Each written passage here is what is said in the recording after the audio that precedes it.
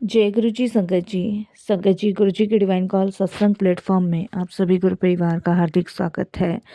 संगत जी, आज का जो सत्संग है हम सभी के जीवन से जुड़ा हुआ एक अत्यंत आवश्यक विषय पर आधारित है। डिप्रेशन, दुख, पीड़ा और उन अंधेरे समय में गुरु जी की कृपा से जीवन में आई रोशनी। संगत जी, जीवन में हर किसी के हिस्से में कभी ना कभी ऐसा समय आता है जब मन टूट जाता है, आत्मा थक जाती है और रास्ता दिखाई नहीं देता। जब घर में परेशानियां बढ़ जाती हैं, रिश्ते उलझ जाते हैं, आर्थिक तंगी आती है या मन पर दुखों का पहाड़ टूट जाता है, तब इंसान अकेला महसूस करता है और निराश हो जाता है और धीरे धीरे गहराइयों में चला जाता है। संगत जी, और उस टाइम पर गुरुजी आपको कहते हैं, बेटा जब सब रास्ते बंद हो जाएं तब मेरा द्वार खुला है। आज का जो कंचन आंटी का सत्संग है वो सत्य को दर्शाता है कि गुरुजी केवल हमारे संकट दूर नहीं करते, बल्कि हमारे टूटे हुए मन को जोड़ते हैं, हमारे जीवन को फिर से अर्थ देते हैं और हमें नई दिशा दिखाते हैं।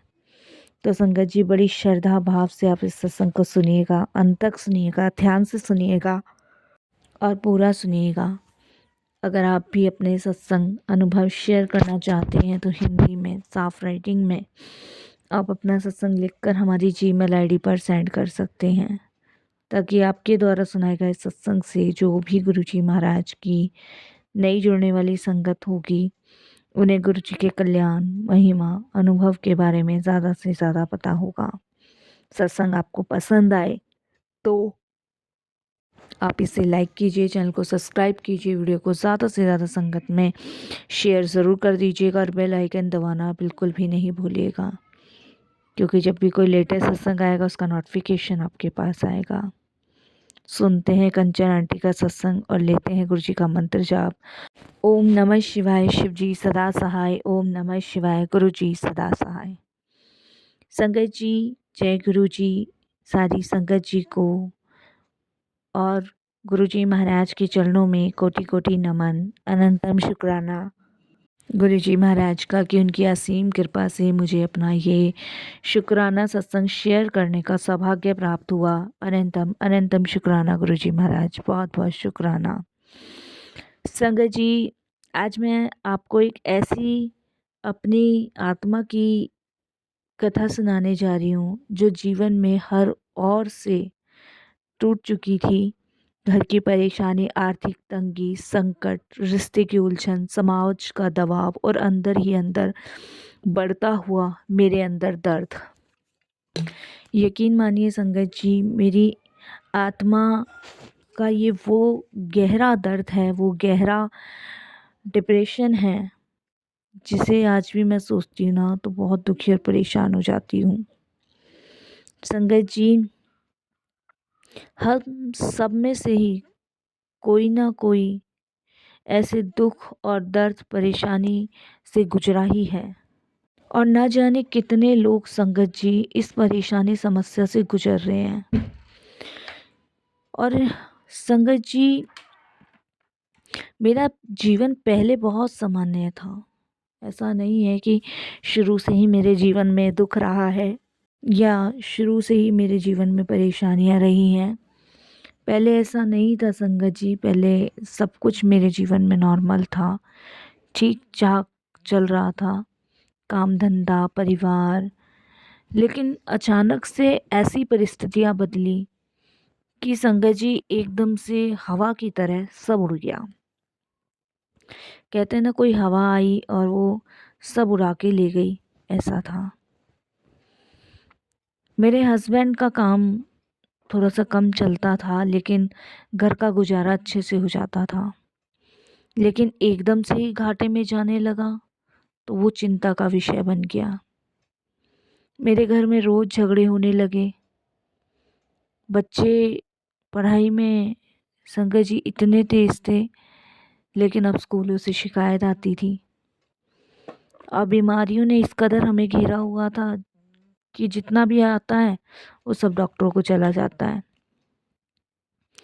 समाज का दबाव इतना ज़्यादा कि संगत जी मतलब किससे अपने मन की परेशानी कहें किससे ना कहें समझ नहीं आता था। सब कुछ एक साथ टूट पड़ा, सब कुछ। जैसे होता है ना संगत जी कि मन को अशांति ने घेर लिया हो, इस तरीके से मन को अशांति ने घेर लिया था।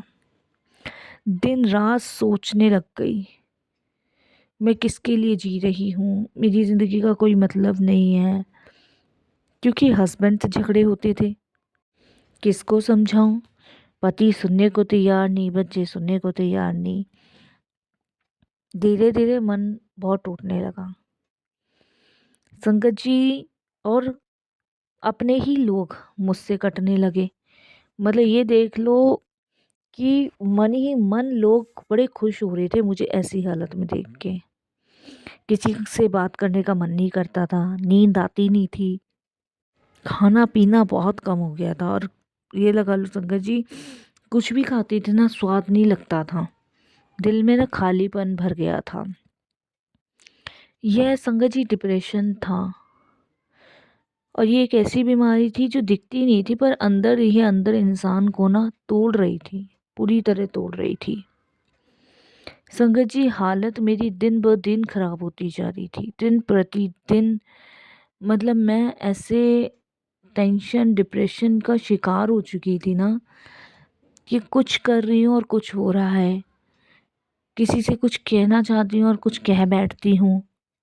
ये ऐसे मेरे साथ हो गया था जैसे मानो संगत जी जीवन में कुछ बचा ही नहीं है। जबकि देख लो पति बच्चे सब थे, लेकिन घर की परिस्थितियां इतनी खराब हो गई।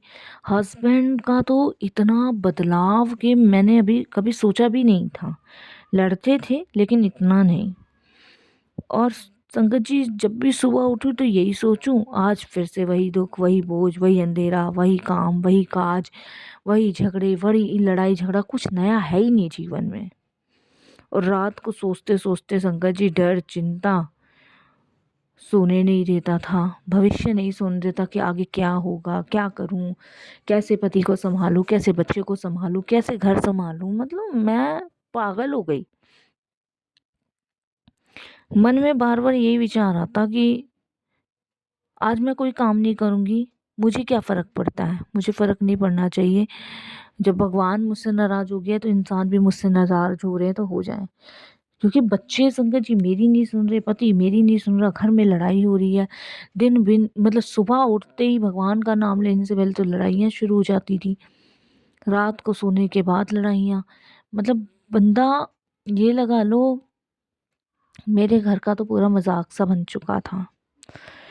मैंने कई बार अपने आप को संगत जी कमरे में अकेले बंद किया, कई बार रोती रही बिना किसी आवाज़ के, बिना किसी सहारे के। यही सोचती रही कि सब ठीक हो जाए, सब ठीक हो जाए।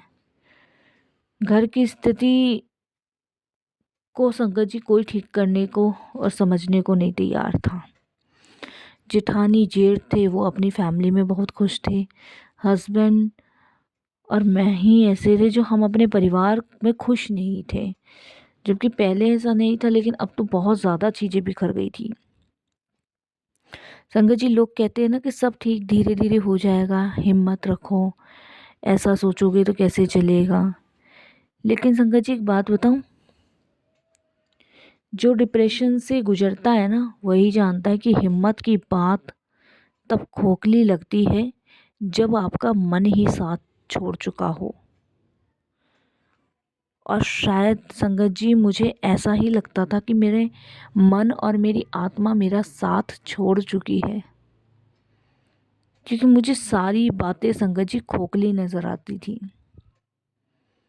कोई चीज़ मुझे ठीक लगती ही नहीं थी। ऐसा लगता था मानो संगत जी सारी चीज़ खोखली है। और दिन पर दिन ये चीज़ें मुझे ऐसे घेरे हुए हैं जो मुझे बाहर ही नहीं निकलने दे रही। और संगत जी ऐसी परिस्थितियाँ मेरी हो गई थी कि मैं हिम्मत तो बहुत दूर की बात, मैं खुद को भी नहीं संभाल पा रही थी। ये वही मोड़ था संगत जी जब मैं दुखी और परेशान थी, जहाँ से गुरुजी की कृपा ने धीरे धीरे मेरे जीवन में दस्तक दी है। कहते हैं ना संगत जी, जहाँ गुरुजी की कृपा होती है वहाँ आदमी टूटता बिखरता नहीं है, संभलता है। एक दिन मैं बहुत थकी हुई थी, बहुत टूटी हुई थी, और हमारे घर के पास में ही ना एक मंदिर है। मेरा मन ही नहीं लग रहा था घर में, क्योंकि हस्बैंड 2 दिन से घर नहीं आए थे। शराब पी के संगत जी वो कहीं बैठे हुए थे, और 2 दिन से वो घर नहीं आए थे। बच्चों का पता नहीं था, मैं अकेली घर में थी। जेठ जी को बोला, जेठ जी ने नहीं सुना। जेठानी को बोला, नहीं सुना। सास ससुर ने नहीं सुना। मैं अकेली जाके बैठ गई, और मेरे आंसू निकल रहे थे। उस समय संगत जी मैं बहुत अंदर से टूटी हुई थी, बहुत। तो वहीं पे एक आंटी बैठे हुए थे, वृद्ध थे, बहुत बूढ़े से थे, और उनके चेहरे पे ना अजीब सी शांति थी, जैसे किसी ने मेरे जीवन का रहस्य समझ लिया हो ना, ऐसे वो मुझे देख रहे थे। संगत जी उन्होंने बस मुझे इतना कहा कि क्या हुआ, यहाँ कब से बैठी है, ऐसे ही पूछा उन्होंने। मैंने उन्हें बिना कुछ कहा कि मेरा घर यहीं है और मैं यहीं बैठी हूँ। तो बस मेरी आंखें सूजी हुई थी, तो बोली, तू परेशान चल रही है। मैंने कहा, हाँ मैं परेशान हूँ, बस आदमी 2 दिन से घर नहीं आया, बच्चे सुन नहीं रहे, कोई समझ नहीं रहा, मैं टेंशन में हूँ।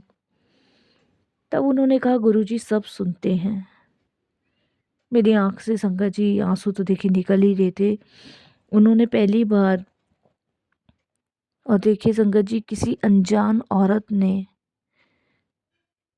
मेरे दिल को पढ़ लिया था। उन्होंने बड़े शांति स्वर में मुझे कहा कि तुम अकेली नहीं हो, भगवान तुम्हारे साथ है, तुम्हारे दुख का कोई उद्देश्य नहीं है। तुम्हें अभी समझ नहीं आ रहा, पर गुरुजी तुम्हें इस अंधेरे से बाहर निकालेंगे।